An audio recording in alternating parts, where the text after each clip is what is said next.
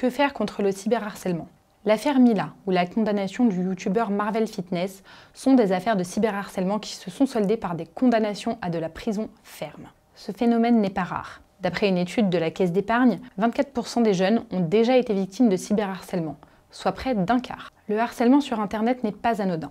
Il peut provoquer des troubles psychiatriques et dans des cas extrêmes comme celui de Mila, la personne harcelée peut finir sous protection policière. Si vous êtes aussi victime de harcèlement sur Internet, ne croyez pas qu'il ne faut rien faire et que la situation va finir par se tasser toute seule. En général, c'est tout le contraire. Les situations peuvent empirer, allant jusqu'à la violence physique si les harceleurs trouvent votre adresse. Il faut agir très rapidement et ne surtout pas vous laisser faire. Le harcèlement est le fait de tenir des propos ou d'avoir des comportements répétés destinés à nuire à la victime. C'est la fréquence des propos et leur teneur insultante, obscène ou menaçante qui constituent le harcèlement. Mais concrètement, que faire si vous êtes harcelé en ligne? Si la situation nécessite une intervention urgente, comme des menaces de mort ou de viol, vous pouvez contacter la police ou la gendarmerie en composant le 17. Nous vous conseillons de prendre le plus de captures d'écran des messages en question ou d'enregistrer les vidéos et les messages audio. Si vous souhaitez porter plainte, il est important d'avoir le plus d'éléments à charge contre vos harceleurs.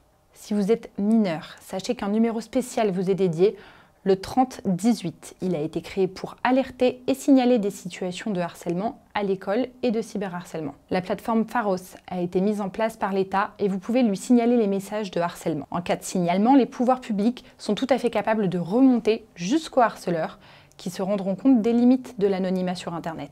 Les sites Internet et les réseaux sociaux sont également responsables juridiquement s'ils n'effacent pas les messages des harceleurs. Mais le signalement à Pharos n'est pas suffisant pour voir ces harceleurs être condamnés. Il est plus efficace de porter plainte. N'hésitez donc jamais à porter plainte. Ce phénomène doit être visible et pris en compte par les autorités.